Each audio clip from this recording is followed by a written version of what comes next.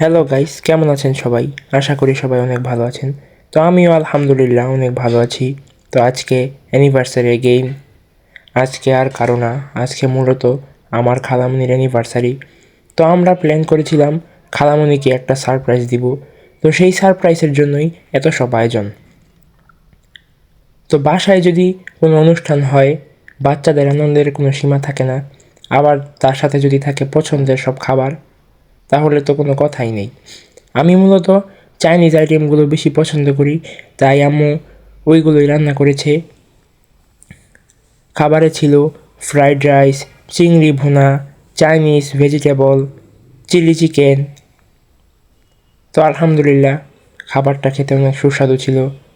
তো খাবারের সাথে ডেজার্ট হিসেবে ছিল পুডিং। তো আমরা সুন্দরভাবেই খালামণিকে সারপ্রাইজ দিতে পেরেছি। তো সবাই ভালো থাকবেন, সুস্থ থাকবেন। ভিডিওটি ভালো লাগলে কমেন্ট করবেন। আসসালামু আলাইকুম।